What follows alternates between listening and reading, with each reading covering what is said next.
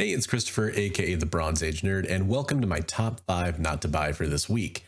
So, if you're not familiar with how this show works, basically, I look at a lot of the hot lists out there, like the Hot 10, the top 20 trending, spec lists that people recommend investing in for comic books.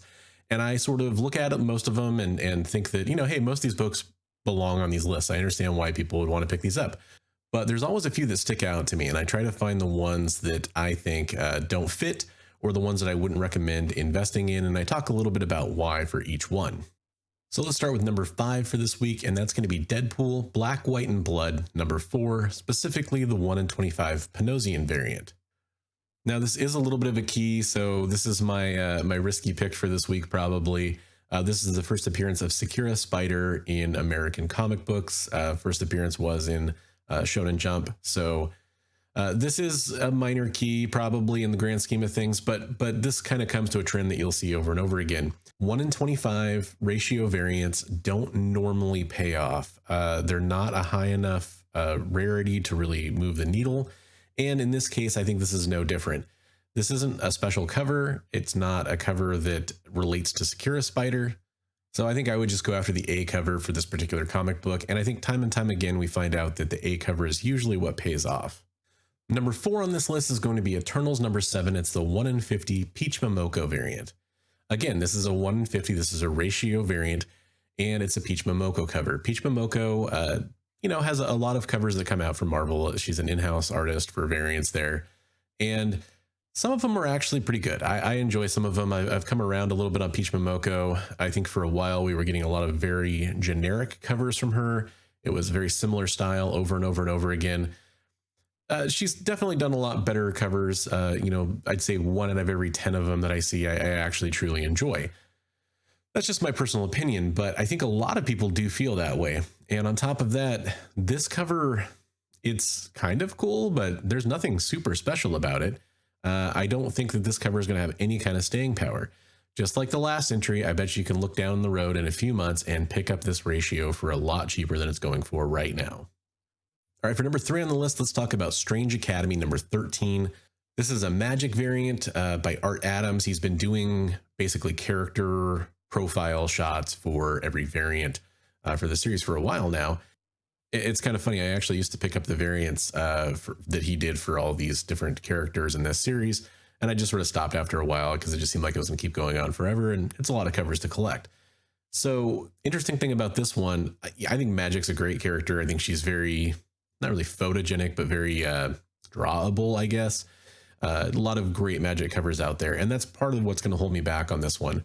Not only are there other good Magic covers out there, ones that I think blow this cover out of the water, there's better Art Adams Magic covers out there. And as far as I know, this isn't a key for any kind of special reason, so I don't think there's anything special about this book that's going to draw people to this cover other than whether or not they like this cover.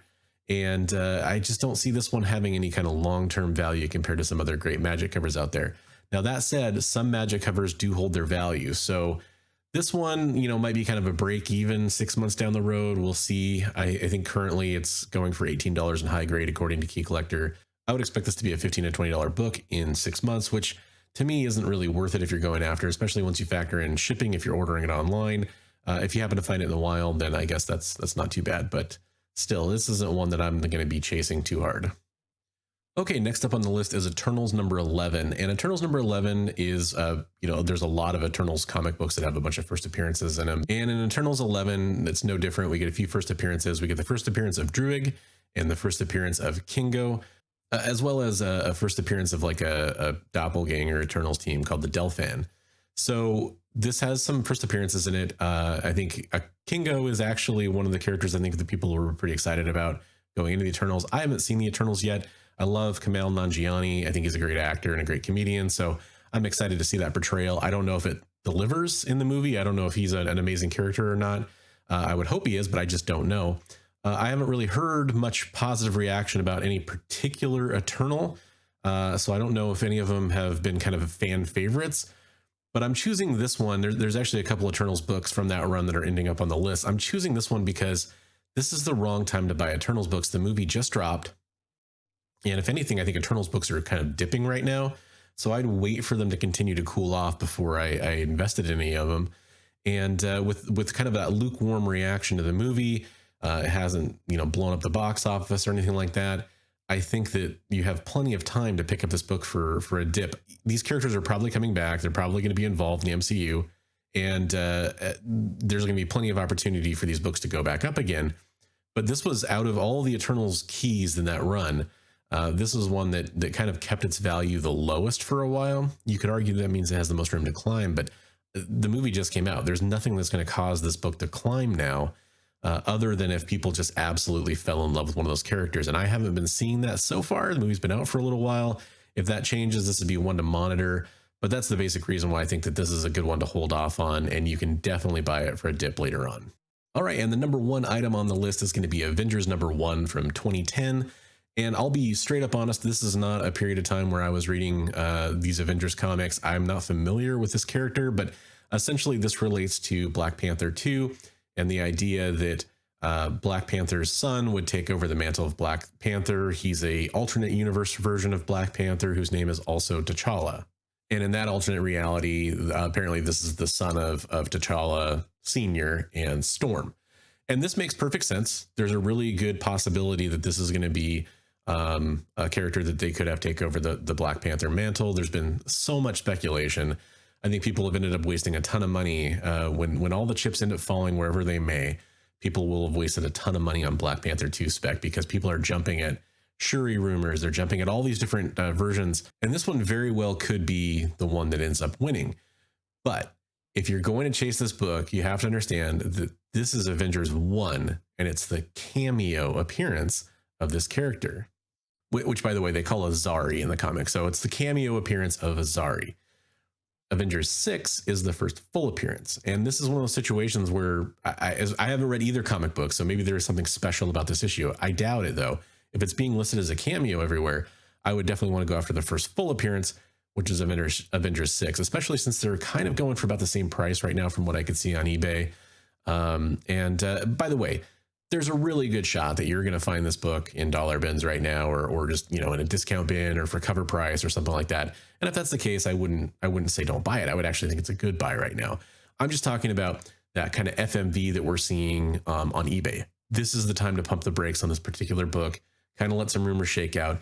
If you're going to chase this, and I don't necessarily think it's a bad idea to chase down this character, I would go for Avengers 6, because the first full appearance in this case is probably going to be worth a lot more than that first cameo, especially since you have to assume Avengers 1 was a higher print than Avengers 6. Number ones in any series like that are almost always going to be a higher print run because people pick up number ones. All right, everybody, thanks for watching this video. Let me know what you thought about my picks down below, and let me know if you have any picks for comic books that you wouldn't want to buy this week. I want you to remember that you can support the channel by becoming a channel member. There's a join button down below in the description for the video. You can click that and become a channel member and get access to some cool emoji and different stuff too that I'll be doing. And you can also join the Discord. There's going to be a link for that in the description as well. You can join the Discord and talk about stuff, share your pickups, and get kind of insider information on comic news and stuff that's going to be coming to the channel, that kind of stuff. So definitely check that out if you're interested in joining that community. And lastly, if you want to support the channel, a great way to do that is by commenting or sharing my videos with other people. Another way you can do it is by donating to my Ko-fi. I'm trying to upgrade my camera and trying to upgrade, you know, my setup here and everything. And one way I can do that is with donations through Ko-fi, or you can be a channel member. That also helps as well. So I appreciate everybody that's taken the time to do that. Your support means a lot to me, and I hope to catch you in the next video. Until then, I want to remind you, as always, hey. Read comics every day.